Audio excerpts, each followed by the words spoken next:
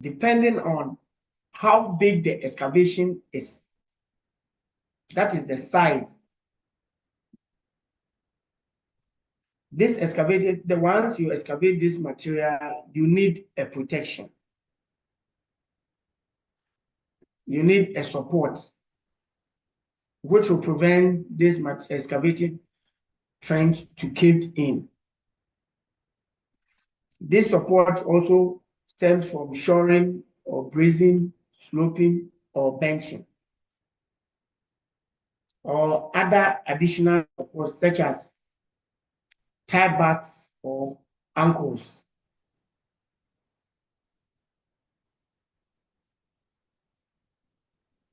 Now, we spoke about benching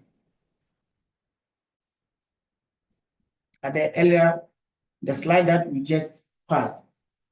Now, what is benching? Benching is a protective system that creates horizontal levels or steps in the side of a trench or excavation with vertical or near vertical surfaces between those levels. Benching is a method of protecting employees from caves in by excavating the site of an excavation to form one or series of horizontal levels or steps, usually with vertical or near vertical surface between levels. So, in simple, this involves creating a single horizontal level or steps in the trench wall. Like the example you are seeing here, this is a simple benching by creating an angle which will prevent the excavated trench to cave in. We have one here, which is a simple bench, and we have other one at the right, which is a multiple bench, which looks like a steps. In some of the soil, you cannot create these steps because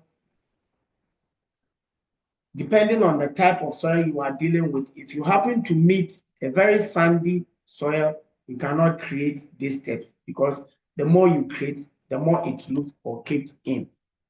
So you need other support. But the other ones, that is a little stable because we are talking about stable and unstable. That one, you can create a benching like this, which will still be safe for us to work in because once you do this, it is likely not to cave in.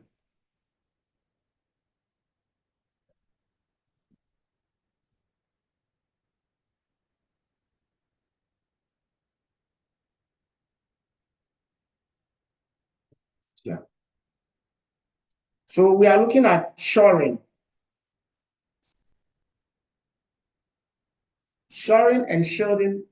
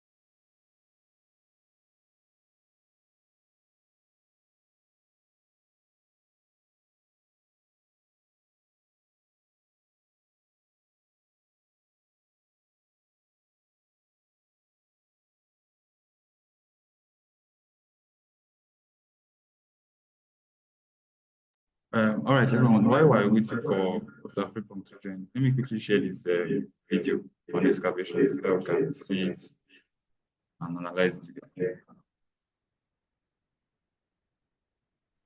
Please confirm you can hear me.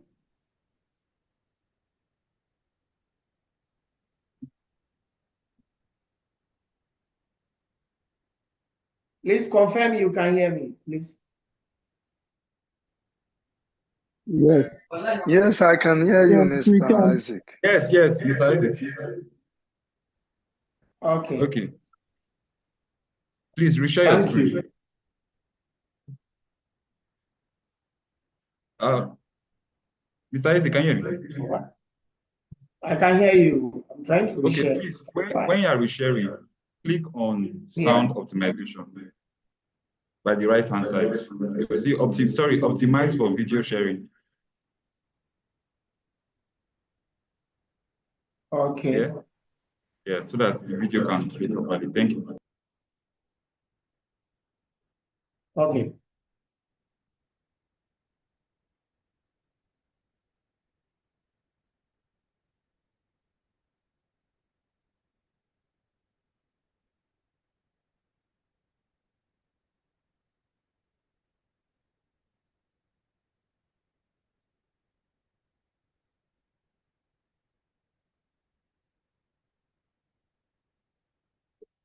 Can you confirm you can see the screen and it's okay?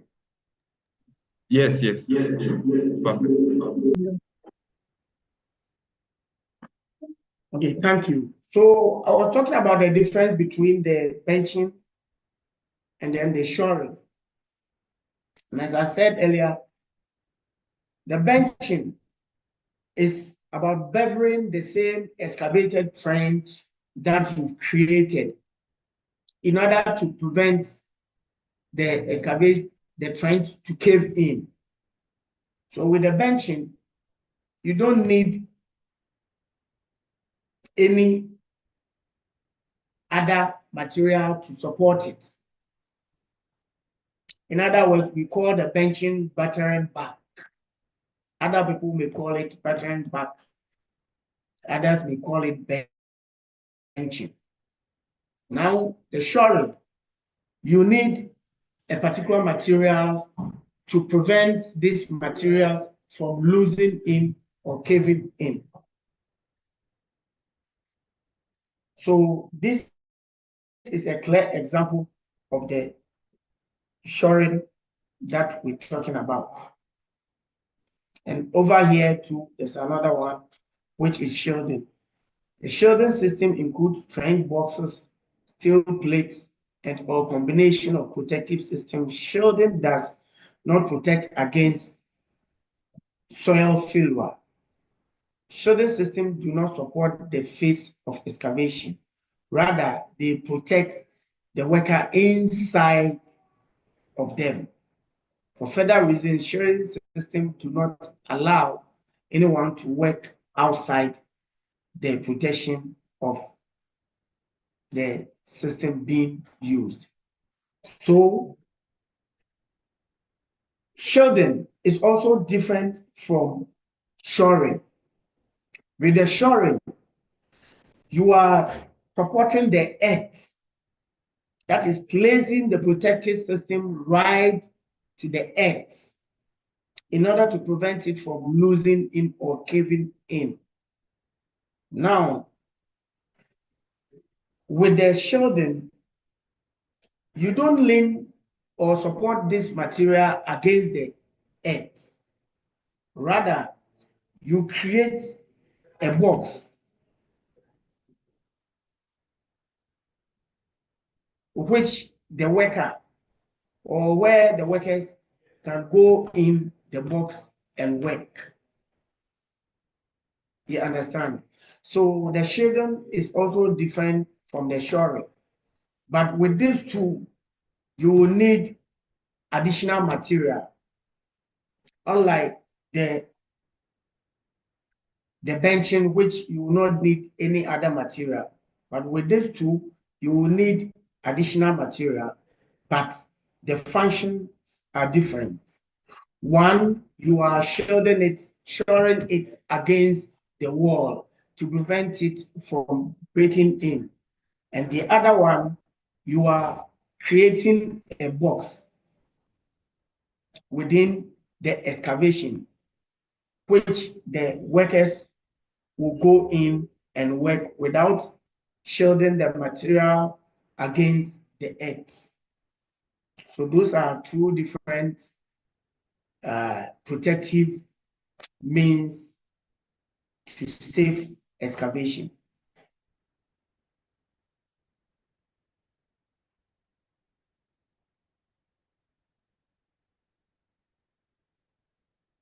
So at this point, there's a video here I want us to take a look at.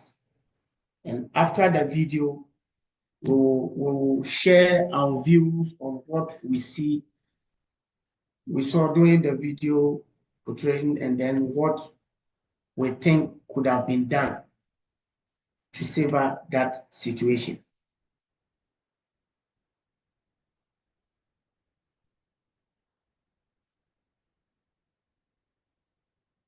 Please confirm you can see the video screen.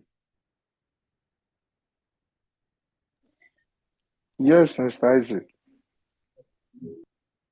Okay, is it very clear for us to see?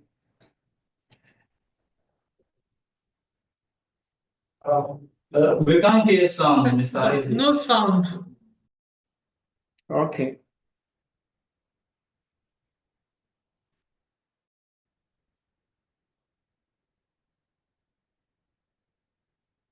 Let's see the video.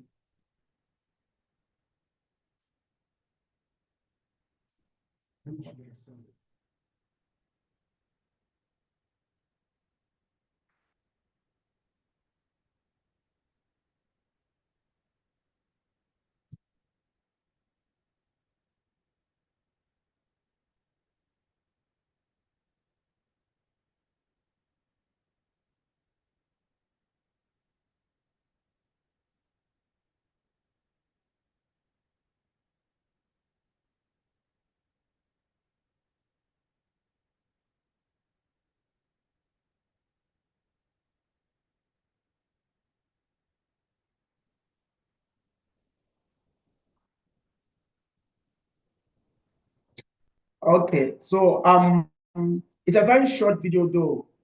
I don't know if you were able to capture something. Otherwise, can I re-show it so that you may be able to give your feedback accurately?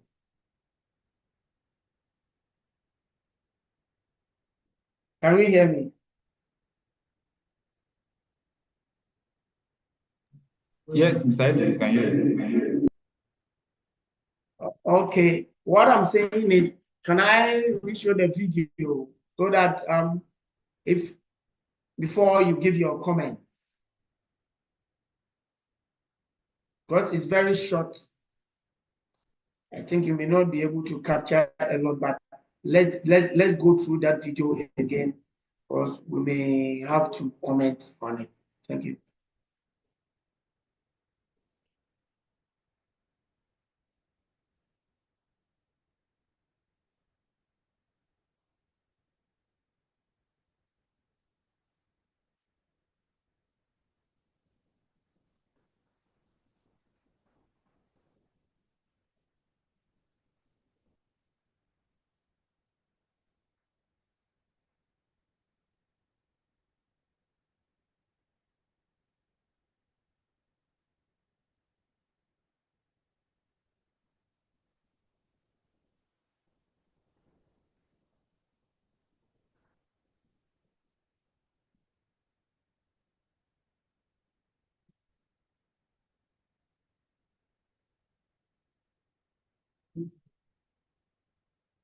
I can hear you.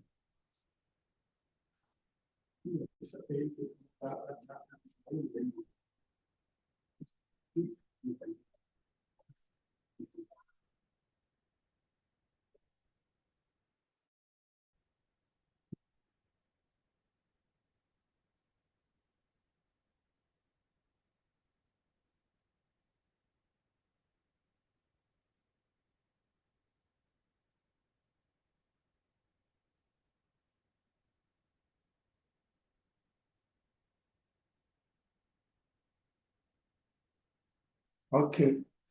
So thank you for, I think with this video, we saw a lot of the dangers that is associated with the excavation works that they are working on, excavated trench that they are working on.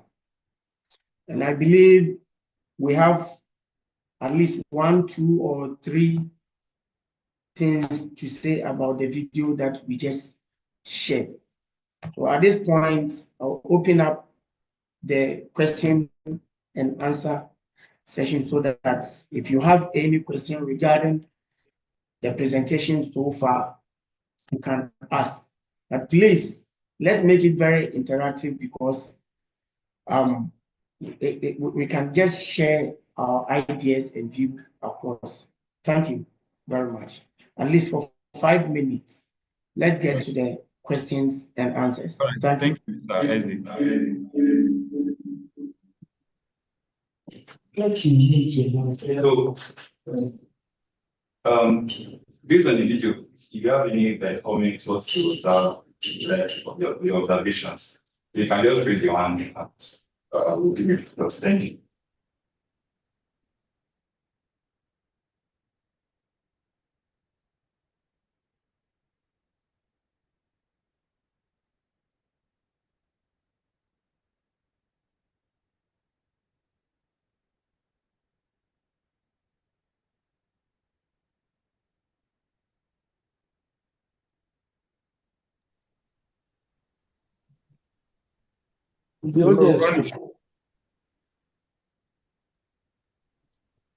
Yes, yes.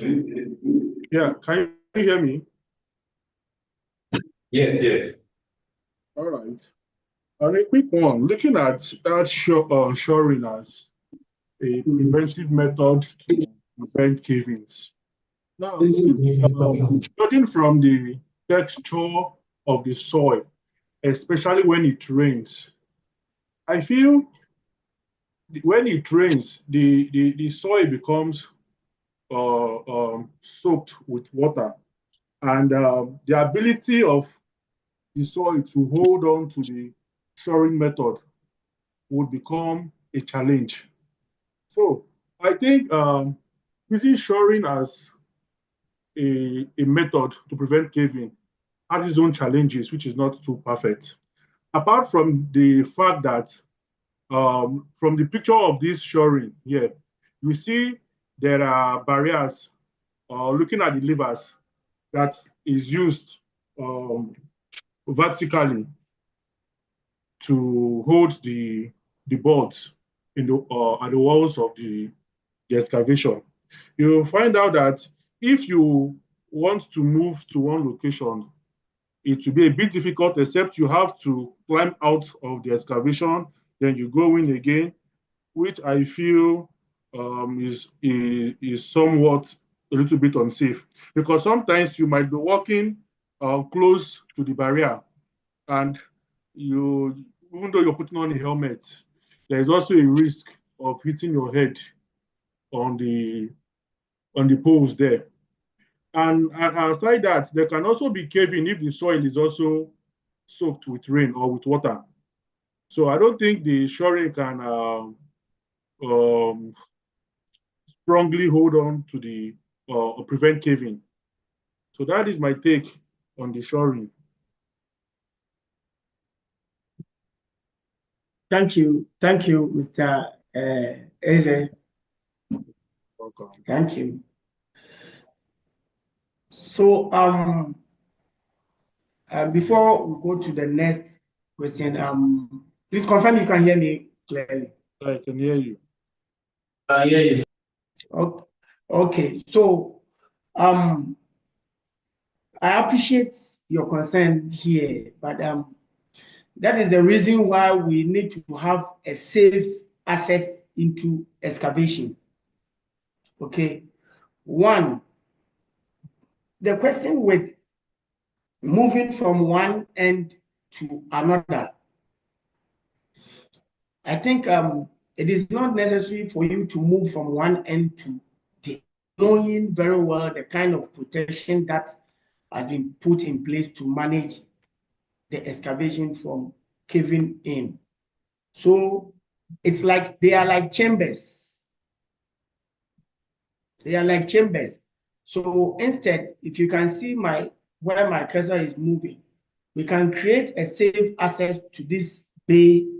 We can create safe access to every single bay that we have there, so that we'll have a safe access there. We can place worker in every bay by working to prevent you moving from one end to another, going through those support system that we've put in place, knowing very well that you might strike your head or you may have to go through some kind of maneuvering before going into another chamber. I don't know, and I'm sure if we are able to do that, we may not necessarily need to go through those chambers. That is those stress in order to get to another chamber. That is one. Two, as you can see how the shoring has been tightened to the earth. It is not likely for the earth to cave in as it rains, because the rains will only soak up. This is a wall. That is the excavated wall that they support the earth with. It is not a filling. It is the natural earth that they've wedged it with the soil. That is the shoring, in order to prevent it from breaking in. So this shoring there is just to support the earth from breaking. But with it being the other end that you are seeing is just like the normal earth you are seeing. When it's rain, the rain may have to get its way somewhere. Probably they may have to create a gutter of which will take the water away from the edge of the excavation to prevent the water being stuck there or soaking the edges of the excavation in order to allow cave in. But the shoring may be the ideal support for such excavation. I don't know if you have any further question or you are okay with the explanation I've given you. All right, thank you, Isaac, for that. Secondly, don't you see as a determinant factor to prevent collapse of the walls that blinding of the excavation walls should be a proactive measure to also avoid collapse based on the texture or the quality of the soil? Come again. You were breaking through when you started. So yeah. Can you hear me coherently? You said, don't I think? Okay, that as a determinant factor to prevent collapse of the walls. Yeah, please speak, I can hear you. I said as a determinant factor to prevent collapse of the walls of the excavation. Yeah. Don't you think yes. blinding the walls with concrete or with cement, isn't that, shouldn't that be also a proactive measure to prevent collapse? Because looking at your pictures, there is the potential of collapse from the walls of the excavation, especially the second one. Oh, okay. You are talking about the shielding. Both. Sorry. Blinding the walls. You are talking about the shielding. Yeah, yeah. Okay. Before you carry out the shoring and the shielding, I think there should be a proactive measure in form of blinding the walls of the excavation to prevent collapse also. Okay, that is another. You don't get me. Hello? That is additional control. Yeah, I can hear you. I appreciate your point. That is additional control, which comes with cost. So You can imagine you have you have a very long stretch of this excavation. Okay, and then you have to pour a concrete along all of it, all the stretch. I think it's going to take a lot in addition to this protection. But then what I can tell you is that this has been tried and tested and it is adequate. It has been used globally and it is working to perfection if it is being done well by a professional, a competent person. They understand. So I appreciate your additional control that may comes in, but yeah, I think it is not bad, but it comes with a cost if you happen to have a wider range of excavation. Thank you. Okay, Thank you for the then, answers. so now who was answer? Please. Yeah, Ololu, I can see your hand up.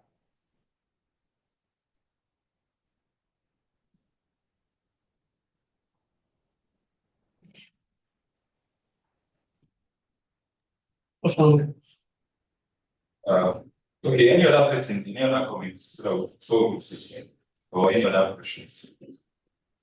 Okay, I just want to make a contribution as regards the shoring and shielding. First and foremost, before any form of protection can be made inside the excavation, it is necessary that the soil must be compacted and so that there will be guarantee of stability, so that maybe equipment are moving even at 2 meters from the excavation edge, the vibration will not lead to a collapse. And talking about the rainfall, when it rains, except if you have a slope, rainwater might seep into the excavation, and the path through which the rainwater pass will be eroded. So depending on the volume, it can also still lead to caving. So that's why after any form of rainfall, nobody goes inside the excavation until it is inspected and guaranteed that all control measures are still intact. If not, work will be suspended.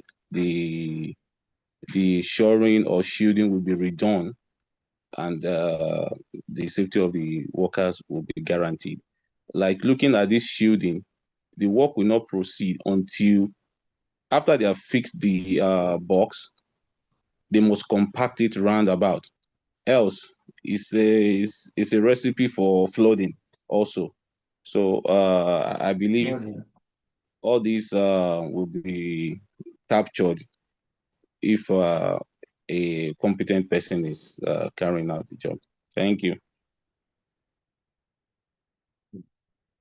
Thank you, Mr. Afolabi, yeah, for the contribution. Thank you so much. Rooney, I think we exceed 5 minutes, so I think we can proceed to the remaining slides that is left. Yes, There's no other question. Yes, Okay.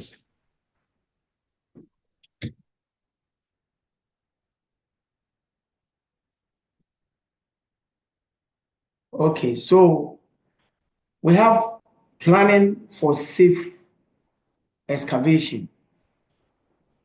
Now, before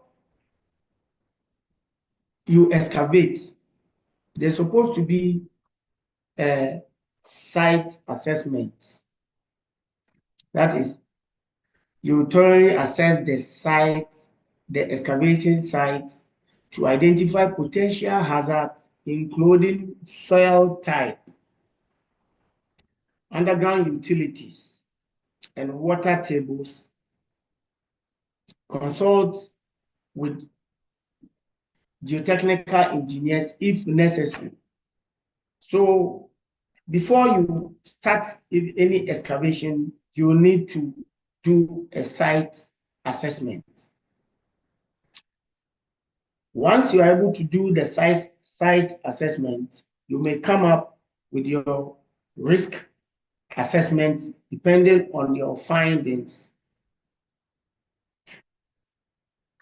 Now, with this risk assessment, you may identify the dangers, and then you come up with the best precautionary measures in order to mitigate those hazards, which is the dangers.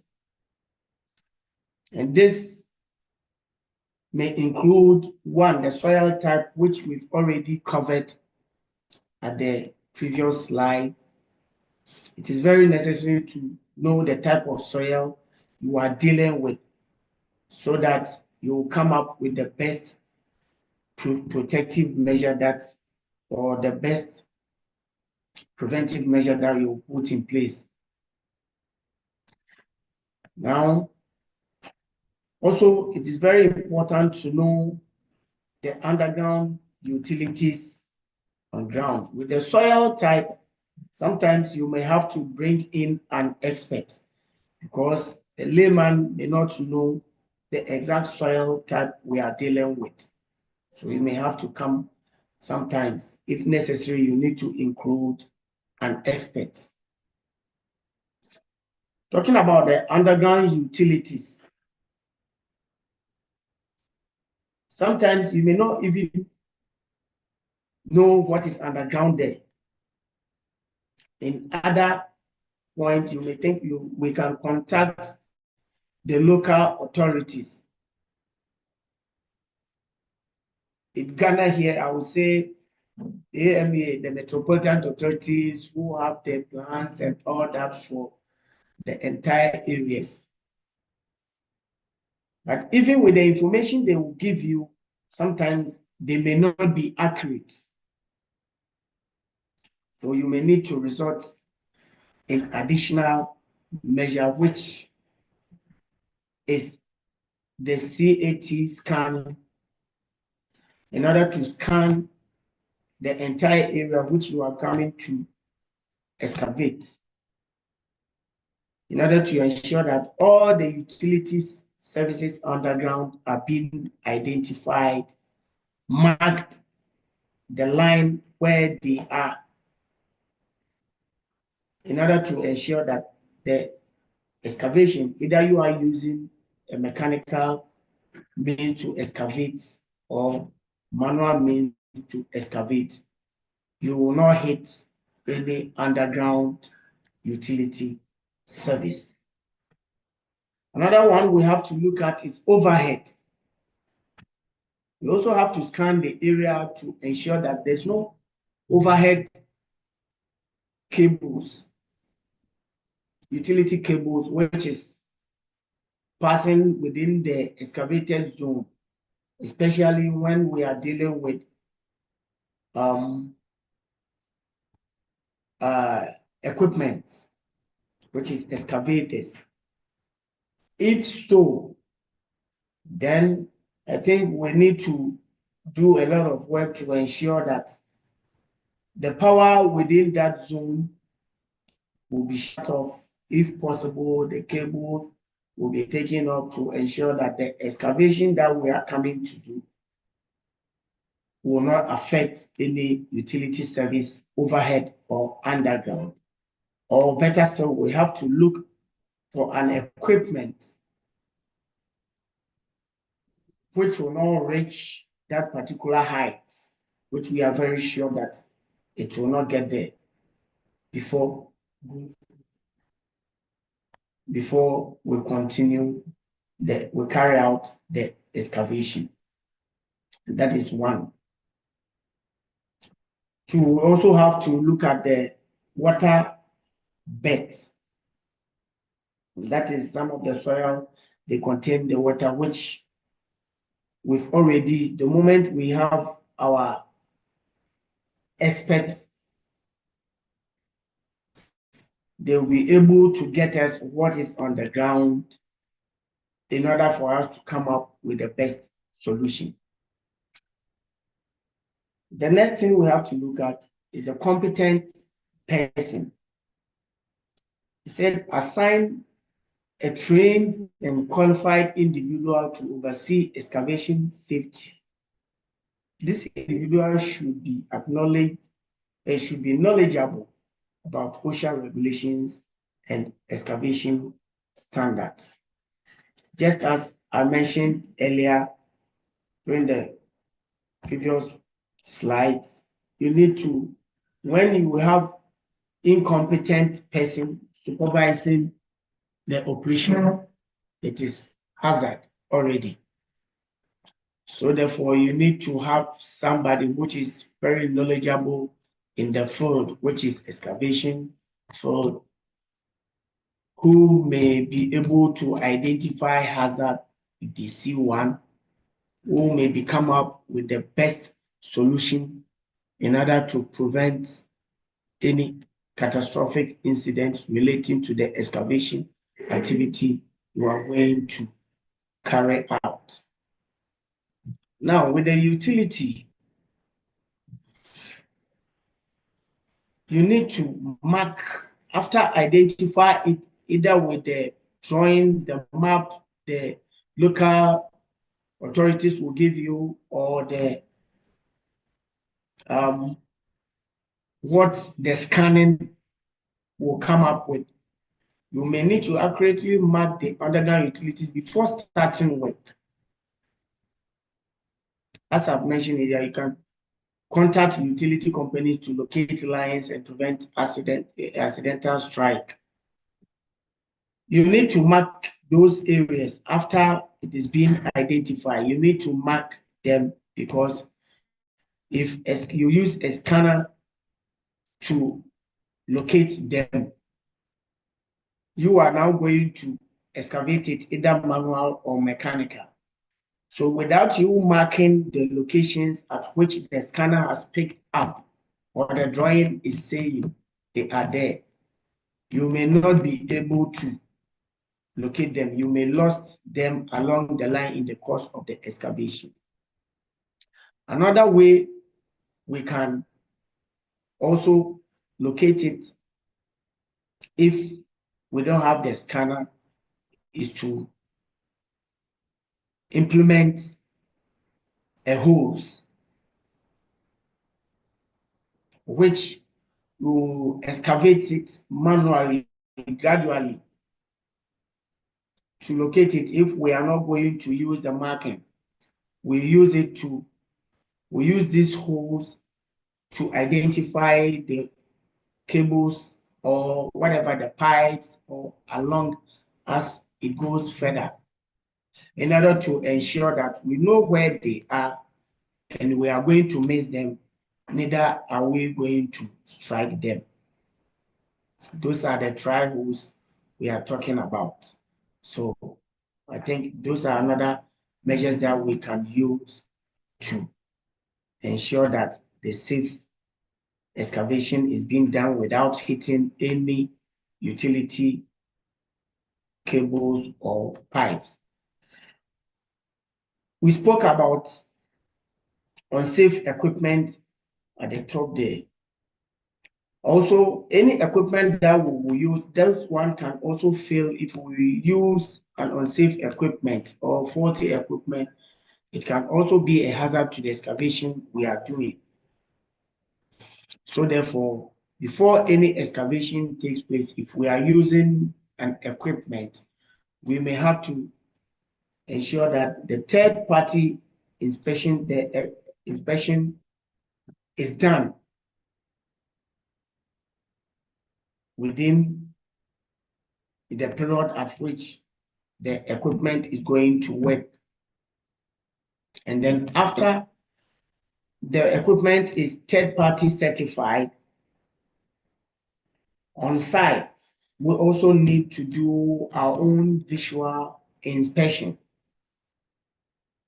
because sometimes the machine may be certified maybe last 2 months, which the inspection period lasts for 1 year. Within some 4, 5 months, 6 months, the equipment has been working in other side for a long time, which probably.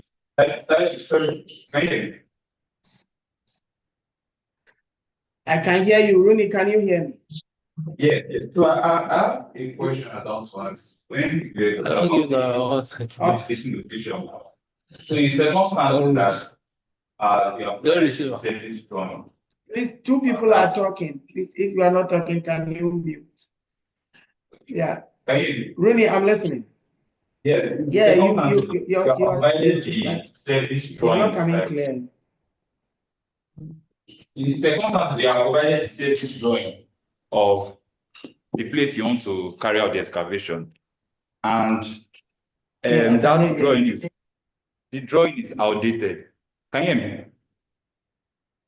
Yeah, I can hear you clearly now. Yeah, the drawing is outdated. That means maybe some pipes or some utility cables or things that have been run underground after that drawing was designed. How do you now actually enforce them, like to tell them that that drawing is not just suffice, that they need to do a scan? Because I'm talking from experience. I've seen a project that they brought the drawing and said it has already covered everything, and when they were having the excavation, they actually hit a telecommunication cable. So to prevent that, how do you actually enforce that on site? Thank you.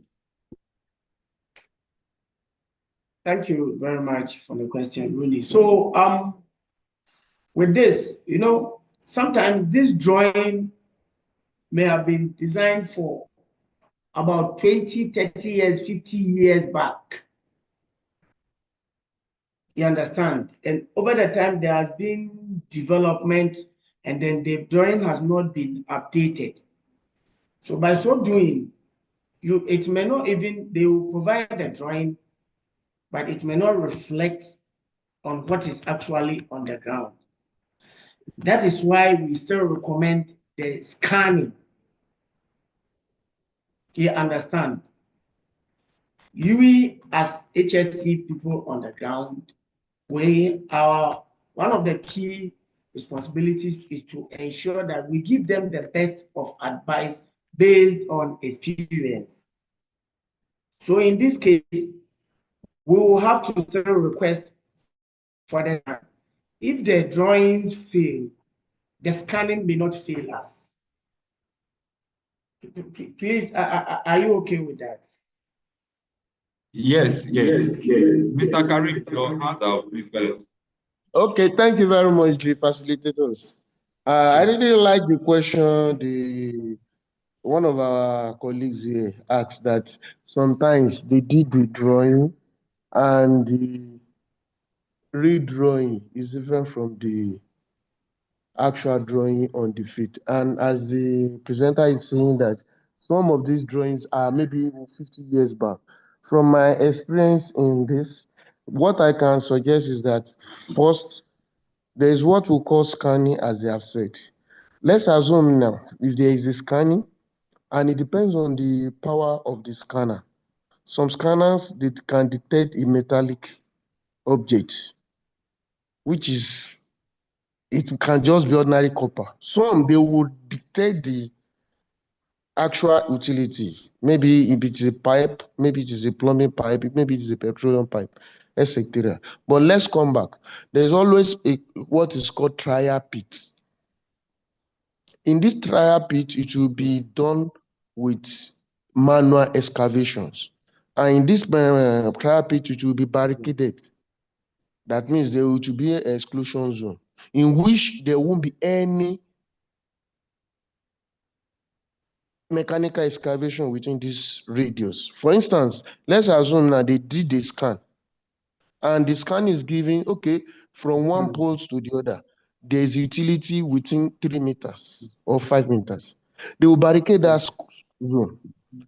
Within that radius, maybe 3 meters square, they can only do manual scanning with insulated material like shovel, not mechanical piece like shovel, pickaxe.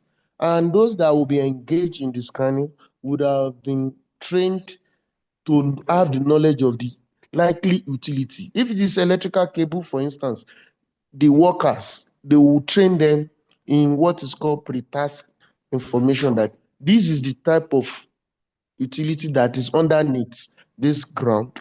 So whenever they are doing the scanning or they are doing the mechanical excavation, already these things have been buried. There is what is called what is it called, shield, or like interlocks that would have been used. So on getting to that utility or utility marker, maybe it's red or this, these workers would have been known that there is a utility here. Even they will not be able to strike these things. So the utility will not be damaged. Okay, let's assume they are not using this technology 50 years or 30 years ago. When they are using manual scanning, it cannot be as much as damage because they have done the administrative aspect of hierarchy of control. So the workers already are trained. So on getting to that side, they will cite, okay, there's a utility here. So that is how to prevent these things. And it works, even in oil and gas and other industry. Thank you very much. Okay, thank you, Mr. Karim, for the wonderful input. Thank you very much. So, Rooney, just as he's saying, and I mentioned earlier, I said we can introduce a dry hose. You understand? Just as he is saying, we can use a trial hose. This trial hose will be done manually to locate these utilities before the the equipment will be used. Because once we are able to do that, we've already located where the equipment are, where the services are, and then we are now confident that they are at this level and then going this direction. Then the excavation, the equipment can also follow suit. So it is not only limited to the planning or drawing, the drawing that will be given to you by the local authority, but we go further to use the scan and then as well as using the trial hose to identify the existing services that is on the ground. So Rooney, confirm you are okay with this and we can move forward.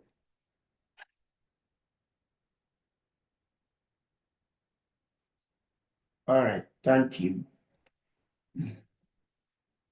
So at this point, also to all of us, this just by the way, we have to ask anything, any question that we don't understand. That is why in my earlier, before the presentation, I said this has to be interactive because in our various fields, we also have experience which we can bring it on board for others who don't have this exposure to also pick it up and make good use of them. So any question at all that comes our way, we should just encourage it and then at least, if possible, let's see how best we can address it for some of us to understand it. Thank you very much, and thank you very much for Mr. Karim for the question, the input you made. So we continue. So we've spoken a lot about utility, location.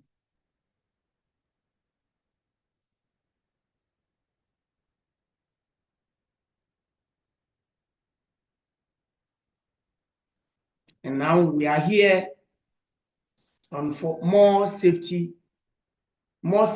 excavation planning. I said permits and approval.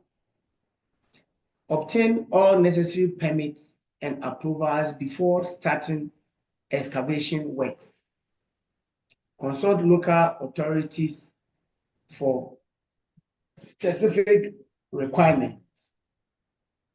Now, we know that there are rules in every country when you are to work. So you cannot just get up and say, I'm going to do excavation. Of course, you need to make contact to the right authorities, which is the department where you need to get any permits that you require in order to start excavation. That is applicable to every construction. Now, inside the site, once you are coming to start the excavation after obtaining your external permits and all that stuff, within the site, what are we to do? The activity need to be controlled. Now, we've spoken about the scanning, trial holes, equipment inspection, third-party certification, and all those measures that we put in place right from the starting of the presentation, including the shoring protection and all that. How are we going to ensure that all these things are in place? So one, first we have to plan our sites. We do the site visit. We've done the planning. We've designed our risk assessment and then a method statement. We've input all the dangers, that is the hazard identified, and then the precautionary measures. Now, we need to ensure that these things must be followed. Some of these steps that we've mentioned need some kind of materials that will be used, especially the shoring protection and other scanning, as we made mention, and all those stuff. We need to ensure all those things that we've mentioned are in place before a permit will be approved for that activity to be carried out or to commence. That way, the activity will be controlled.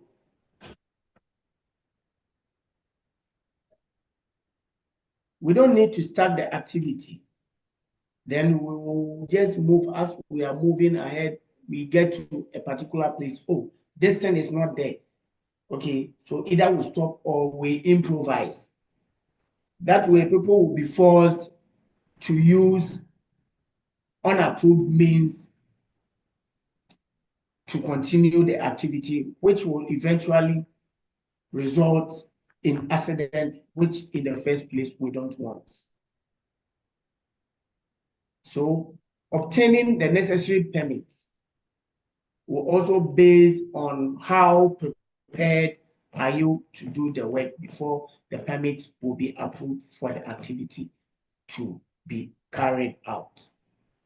So permit to work system is one of the key important things to be implemented during excavation.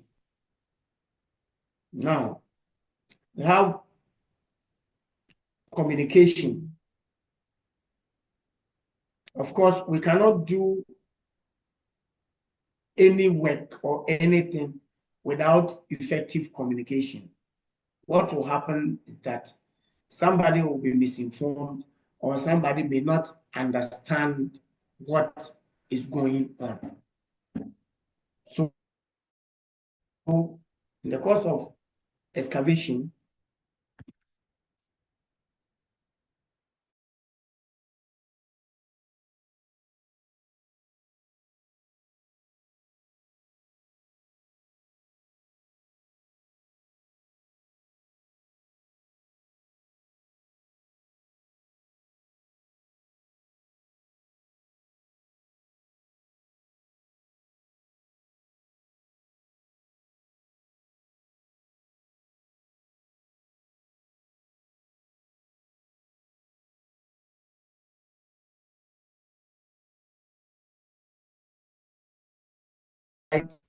that we establish a clear communication and then let it reach all other angle of the site.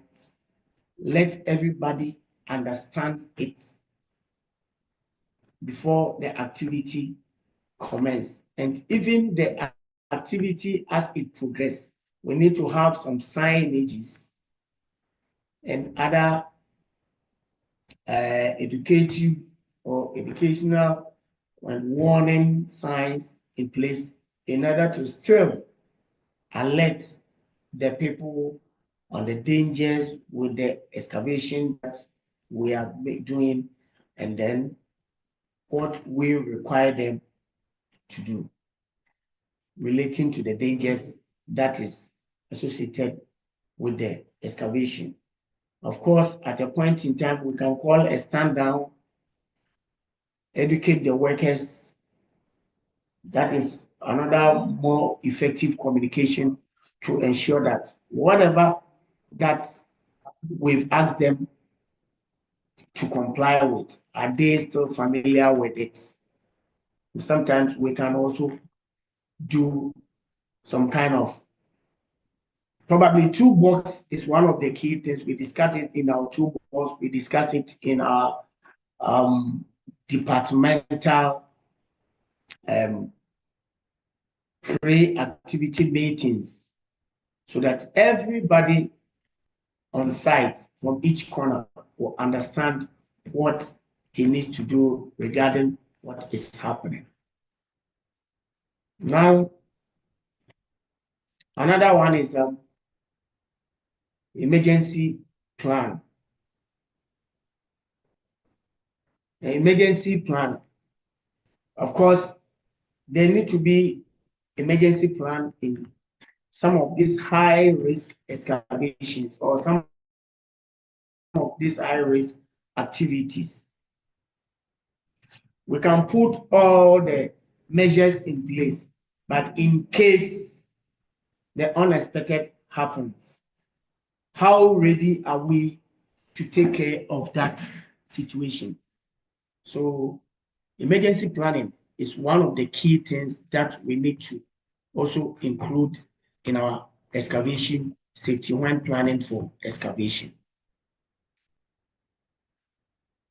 Now, as we mentioned earlier at the top, there are a lot of gases that exist in excavation. So therefore, you require tests in order to ensure that the place is safe for people to enter. So before entry the excavation, we have to test for hazardous gases, flammable vapors, and oxygen levels before allowing workers to enter into excavation. Use gas detectors to ensure a safe atmosphere. Another way of using this is ventilation. We have to use ventilation system to remove hazardous gases and replenish the oxygen levels in the excavations. This is especially important in confined spaces or areas limited air circulation, areas with limited air circulation. Then monitoring. After you've tested these gases, you are using these means to ensure that there's enough oxygen in it. You don't just go to sleep.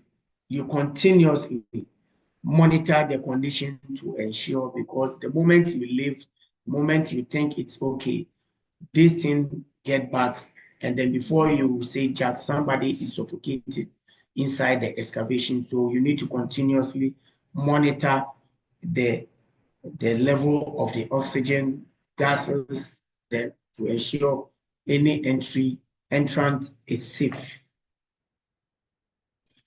So these are some of the common types of gases conducted in excavation trenches. We have CO2, which is measures the percentage of oxygen in the air to ensure it's within a safe range. We have combustible gas tests, which detect the presence of flammable gases such as methane, propane, or hydrogen. We have hydrogen sulfide test, which measures the concentration of hydrogen sulfide, which is a toxic and flammable gas. Some of other tests are carbon monoxide, which detect the presence of carbon monoxide, a toxic gas. Then lower explosive limit, LEL test, which measures the concentration of combustible gases in the air to ensure it below the explosive limit. Training and awareness, which is also highly important. The people may need to be trained on how to identify hazards. I say train workers to identify and mitigate common excavation hazards, including caves, infalls, and hazardous atmosphere. The workers need to be professional. They need to be competent. They need to be trained in order to be able to identify a danger when they see one, because they are the people who are exposed to it. And if they are not being trained to know what they are exposed to, they may not be able to escape its danger. Then, as well, you train the workers on proper use and maintenance of personal protective equipment such as hard hat, safety boot, high-vis vests, and respiratory protections. We tend to give PPEs to workers, but mostly they don't have a training, or they don't know how to train, how to use them. So it is also very important to train the people, the workers, on the PPE usage to ensure that they use it to its effectiveness. Then the emergency response. We also train workers on site-specific emergency response procedures, including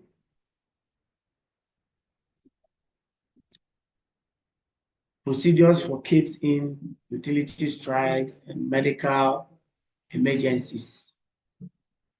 Yeah. Until periodically, you need to have a training for workers, which is emergency training.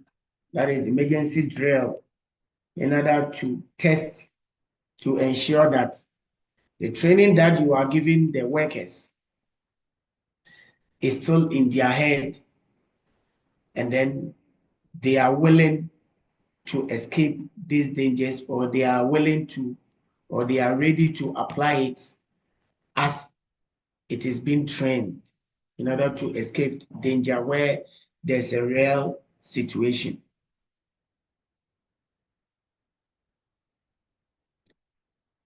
The emergency preparedness for excavation, that is rescue plan. We develop a specific rescue procedure for caves in and emergencies. Ensure these plans are well documented, reviewed regularly. So as we want a safer excavation, I think we need to have these rescue plans in place, well documented, well communicated, to ensure that they are up to date and it is effective to serve the purpose at which it is designed. We also need to have the rescue team trained in order to be able to function properly when the real situation landed itself. And as well as a first aid, which we highly need them on site to maintain a well-stocked first aid kit on site and ensure trained first aid responders are available to provide immediate medical assistance. We also have to have a first aid fit kit fully kitted on site. When you go to other sites, you see that their first aid is not even up to date. A lot of things are missing in it. Excuse me. So we have to we develop a checklist, conduct a regular inspection to check, to ensure that the first aid kit is up to date, everything is in as well as we have our first aid responders trained. We paste our names and then there are pictures there to ensure that they are identified, the workers know them, everybody knows them, so that they can call them upon when the real need arrives.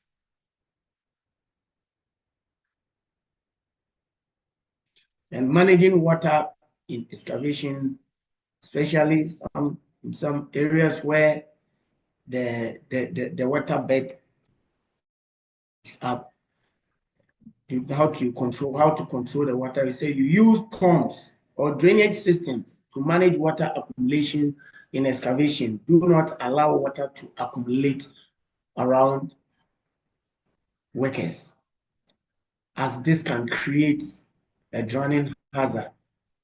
Yeah, when water is full in the excavation, I think what will result there is somebody being drowned, or better still, if it accumulates it will eventually eating up the edges of the excavation, which will also contribute to excavation caved in. So the best we can do is to ensure that the water is being directed to a particular point. Then we create a sump there, then we pump the water out periodically as it comes, in order to ensure there's no water accumulated in the excavation. And as we just mentioned earlier, safe work zone should be created. Establish a safe work zones around excavation to prevent unauthorized access. Use barricade warnings, other barriers to keep workers and equipment away from excavations, which we've already mentioned. It's highly important to restrict access to excavations in order to prevent unauthorized access by using hard barriers, warning signs, and other means to ensure nobody goes in unauthorized.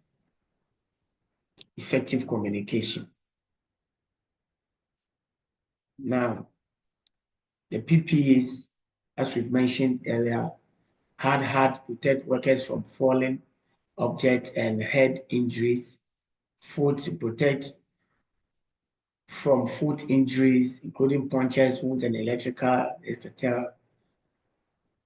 We as well have a high-vis vest for you to be more visible, respiratory to protect your nose and other dust from entering you. And let me add to this, a hard hat without a chin strap, we always say it is not complete, because we know people fall from same level, strike their head on the floor, and then they are off. So once you have a hard hat, it is highly advisable you always have your chin strap attached to the hard hat. Whenever you wear the hard hat, you use the chin strap so that in case of falling, this hard hat may not fall off from your head, in order to prevent a head injury. So this excavation safety conclusion. Excavation work requires a high level of safety awareness and adherence to regulations. By understanding hazards, implementing protective systems, and ensuring proper training and emergency preparedness, organization can create a safer work environment for their employees and successfully complete their projects.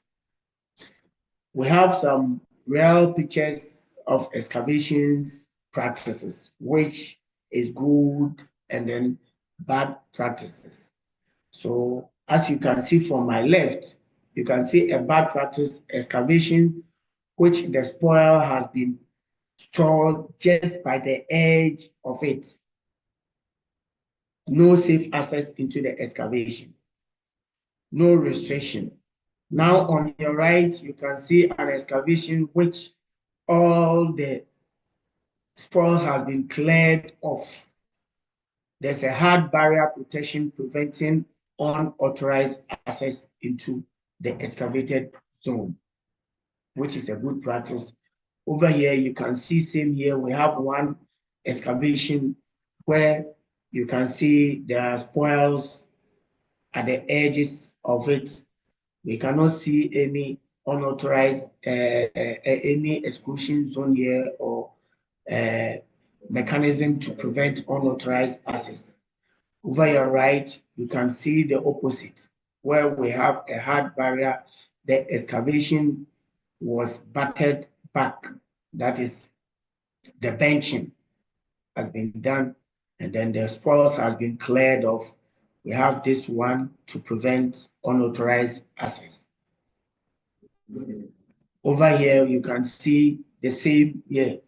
You can see an excavation which the spoils was left in between the excavation where people will be going in, and these spoils are likely to fall on them. No barrier preventing anybody from unauthorized access. When you look at these angles, you will see the spoils close to it. But when you come here, you see a different scenario, which is a good practice. Over here too, you can see an excavation which has unsafe access, which is a bad practice. At your picture on your right, you can see an excavation which have a barrier preventing other people from going. We have one entry which is a safe access stairs into the excavation. You can see same good practices here. You have it here with a safe access entry. Over here, you have hard barrier protection for the trench to prevent unauthorized entry. So, yeah, this is also one practice which is bad.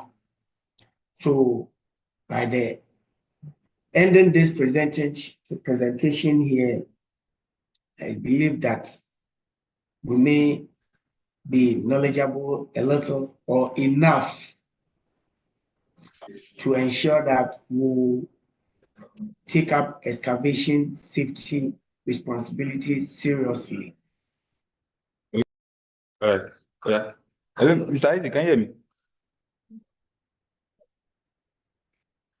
Hello, Mr. Isaac.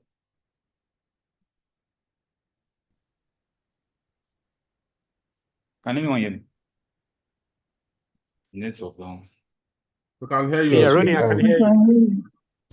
Okay. Yes. So thank you, Mr. Isaac. Before we take questions, Rooney, we I have can hear some you. Can you hear me? yes. So before we are going to take Okay. questions and comments. So before we do that, we have some polls, like some, I'll call them polls quizzes, just to test our knowledge based on some of the things that we have been Rooney, taught today. So we're going to be sharing those polls now. oh yes. I will share the slides so that we'll just distribute it to all other person that is on the call. So Okay. Okay, there's a poll on the screen now. So we can all attempt that question. Oh, okay.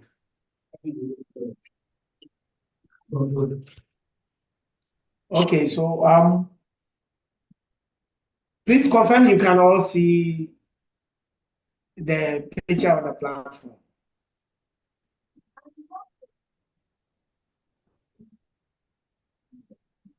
Rooney, can you hear me? Can anyone hear me?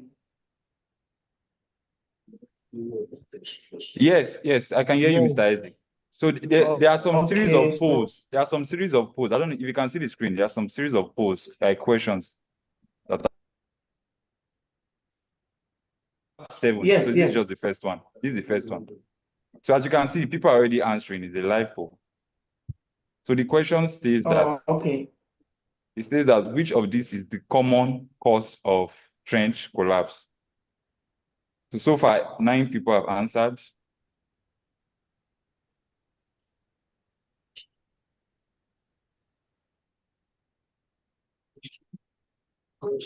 Yeah, so please let's answer.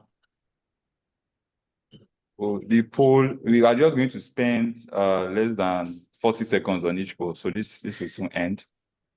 So the question is, which of these is the common cause of trench collapse? When the trench collapses, what do you think is the defining factor in that? Is it vibrations from nearby equipment, poor weather conditions, lack of protective systems, heavy traffic near the site? So remember, there's no right or wrong answers. It's just we can just quickly discuss.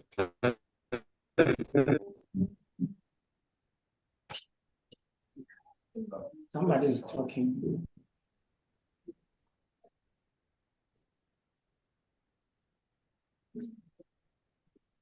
10 seconds more before we end this. Really?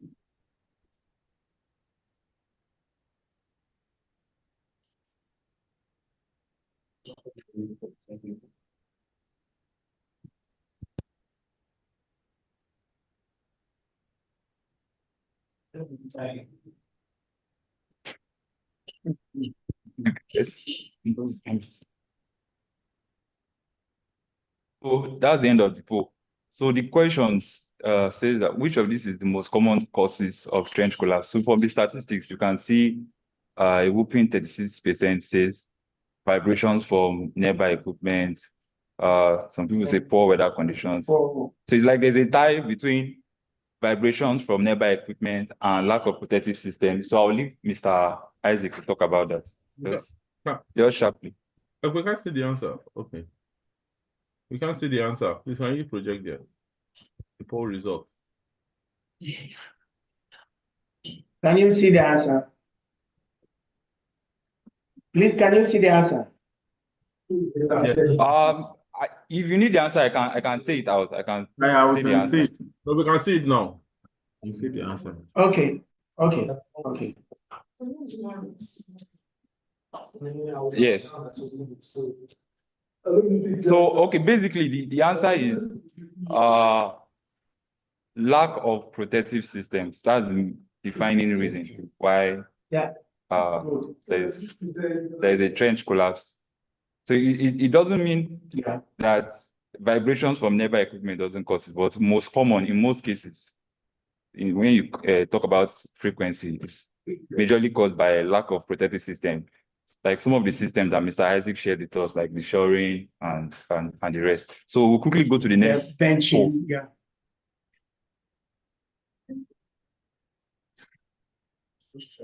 So thank you.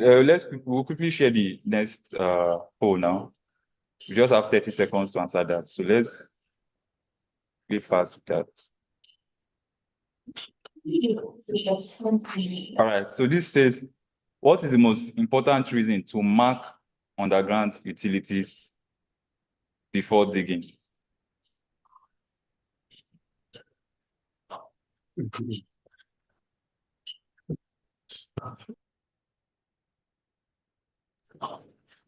So let's quickly answer this. What is the most important reason? Mark underground utility before digging.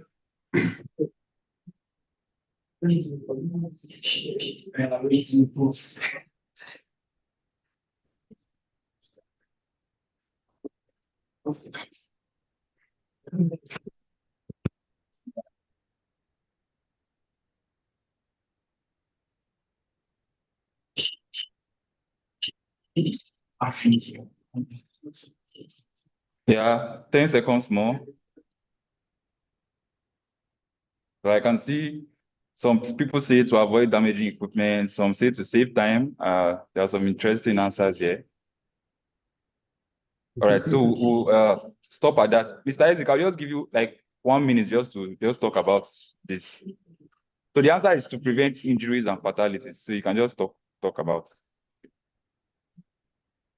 Yeah. So really just as the presentation we went through states, It's an excavation safety, and at a point during the presentation, we made mention of avoiding striking underground utilities as well as striking the overhead utilities. So one of the key reasons to prevent to mark underground utilities before digging is to ensure that we accurately know where the utility services are located and to prevent striking them to avoid injuries and then fatality. So I think the answer is right.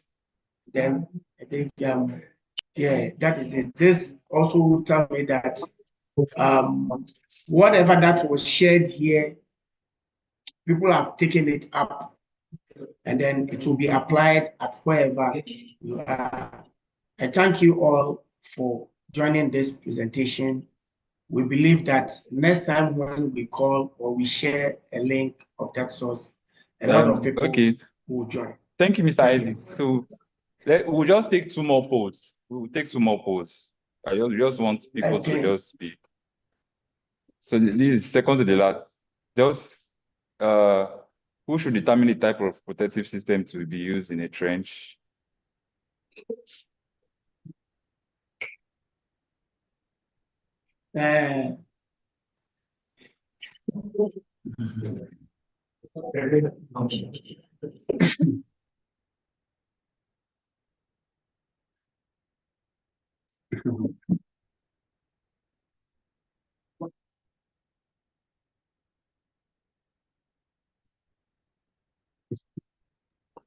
Majority saying competent person trained in excavation safety. So I think our host, Mr. Isaac, we really talked about that during the session.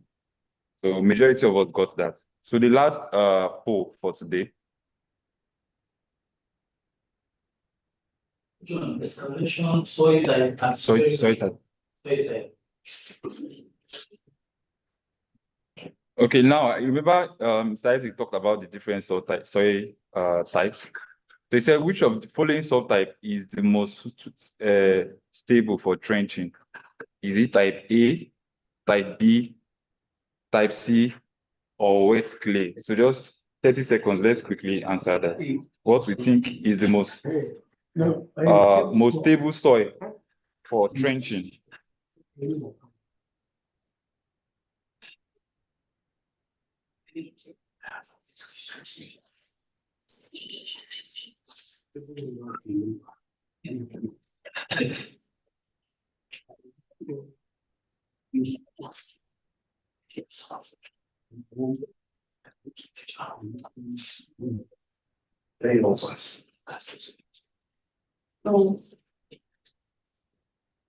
Okay.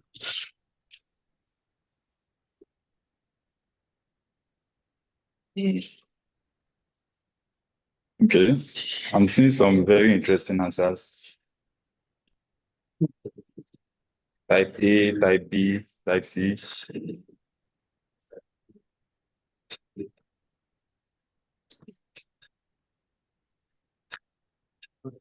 Okay, thank you. The answer is type A. So that's the most stable soil for trenching. So yes, from the picture that even Mr. Ed shows, you see that that's the one that has the very compacted, that the grains are very compressed, so it's very easy. So that's the end of the poll. So now we'll just take questions very briefly. If you have questions, comments. From anyone, the floor is open. If you have any questions or comments for Mr. Isaac, our speaker.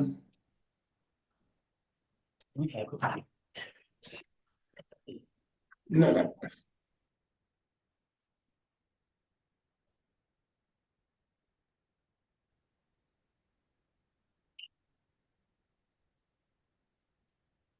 No question, no comments, no addition. Any question, any contribution? Good afternoon. Yes, good afternoon. Good afternoon. My name is Babawale. Yes, Please go ahead, sir. I don't have a question per se. All I just want to say is that I really appreciate this session, and I give it to the presenter for doing a good job, and also Kelvin Group for this insightful session. It's something that will help us. Most of us are in the construction industry because I work where we are having construction activities, and I believe this is going to help in making sure any injury or accident that might has to do with excavation be prevented. So I really appreciate it. Thank you very much. Yes, And thank you, Mr. I hope Babalawi. we can have the slide if possible. I plead for that. Thank Yes, you. yes. This slide will be sent to everyone that Thank you. registered on this. Engineer All right. Thank you. Uzo Okoli, please go ahead. Your answer is. It's not very Right, because so thank you very much. My name is Okoli. I also want to say a very big thank you to Isaac Hartford, and thank you to Kevin for putting this together. It's quite insightful and interesting. There's a whole lot of learning and taking back. Thank you. I truly appreciate. Thank you, same here. Thank you. Mr. Roland Wanchuku, please proceed, sir.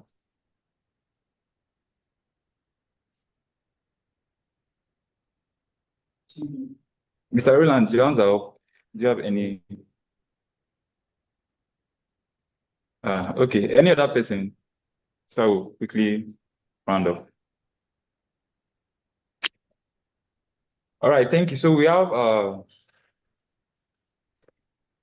personnel from our marketing department. I want to talk of. Thank you.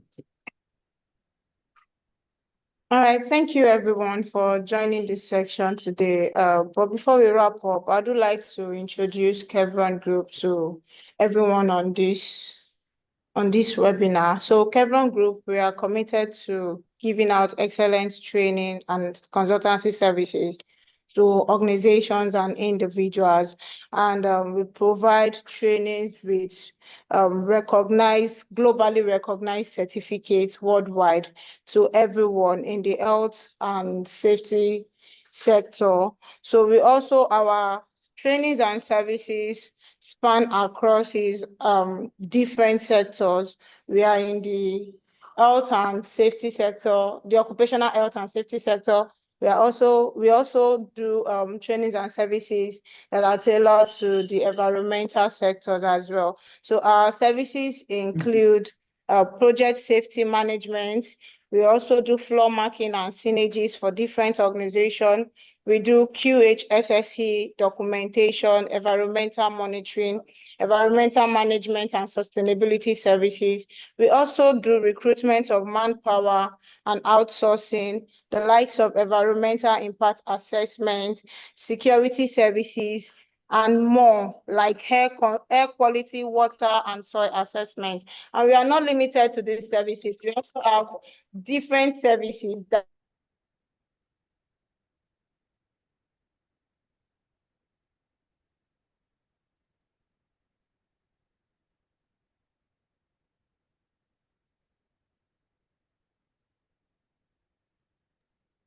Hello, we can't hear you again. No,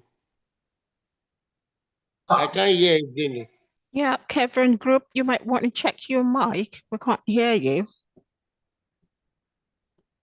Hola, hola. Yes, you can. You are back now. I can hear again.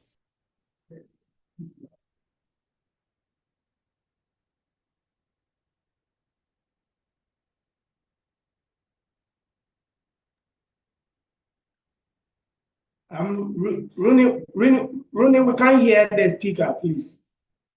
No audio.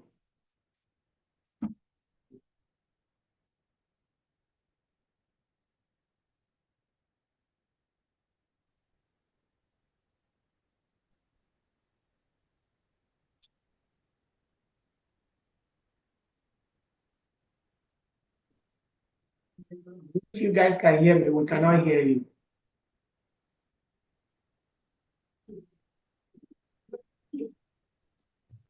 Hello, good evening, or rather good afternoon.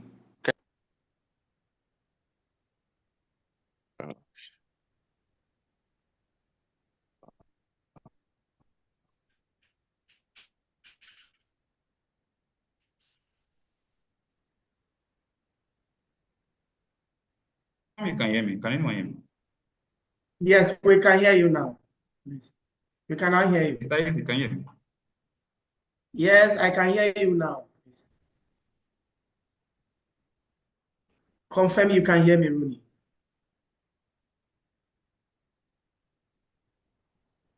Oh.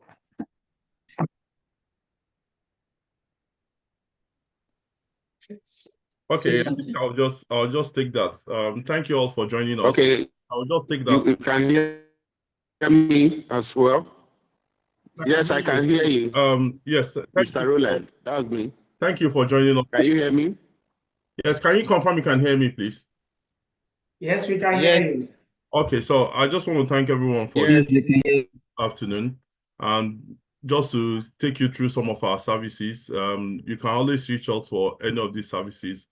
As you all know, we are a health, safety, and environmental consulting firm, and we offer on-site HSE management support, Why we didn't safety management support services, which means we outsource HSE personnel on projects across West Africa. We are presently offering on-site support for different projects in Ghana, Nigeria, and of course in other regions across West Africa as well. We also offer third-party HSE support and audits and inspection as well.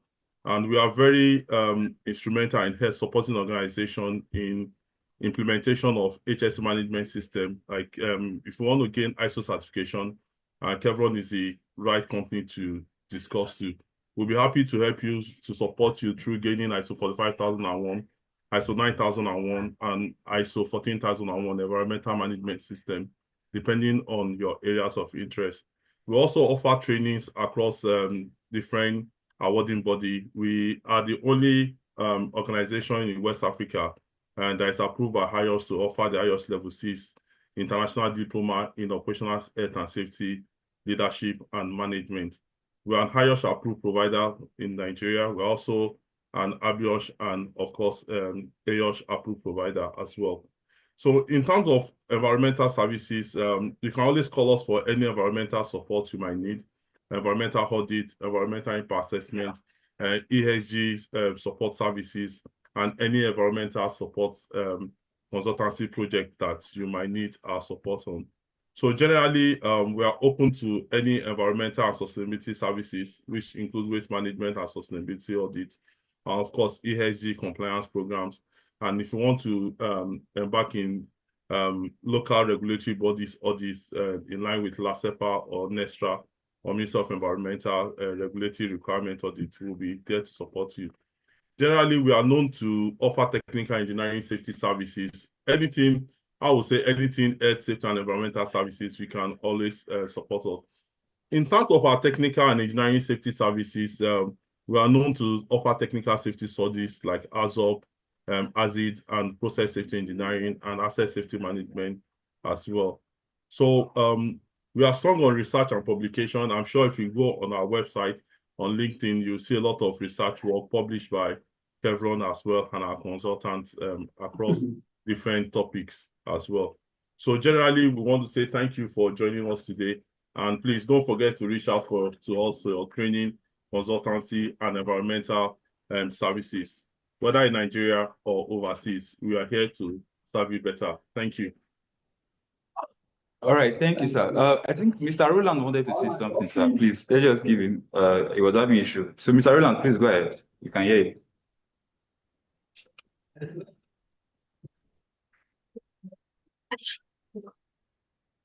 Okay,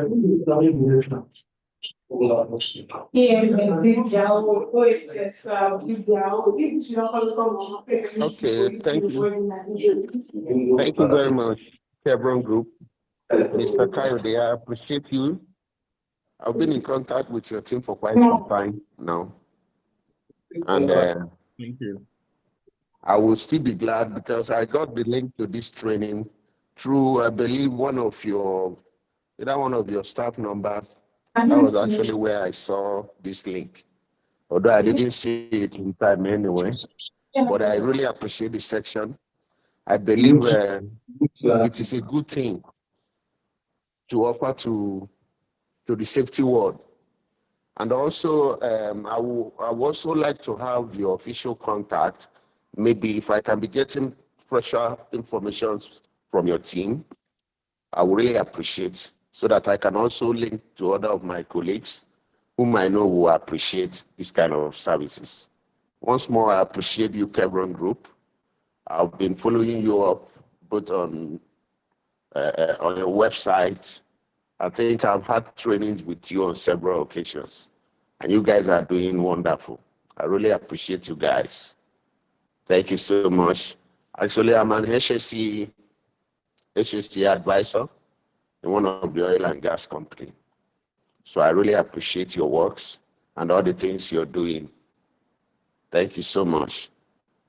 God bless you all. I appreciate you guys. Thank you for the compliment. I think I'm happy to hear that you've been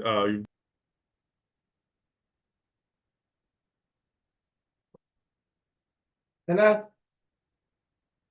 thank you for the compliment. It's good to know that you've had a relationship with us in the past, and I'm happy to have you here as well. We are going to be having more and more of these webinars, and we'll definitely reach out to you. And for those who have attended this section this afternoon, I've seen questions around, are we going to be sharing the slide? Yes, for those who register for the session, we're going to be sharing the PDF version of the slide. And the recorded session will also be shared with everyone. So on that note, we want to draw the curtain and say thank you everyone for joining us, and do have a nice day. Bye. Thank you so much. Bye. Thank you, Thank you. everyone. Thank you, Bye. everyone. Bye. Have a nice day. Bye. Thank you. Thank you. Bye. Bye-bye. Thank you so much. Bye-bye.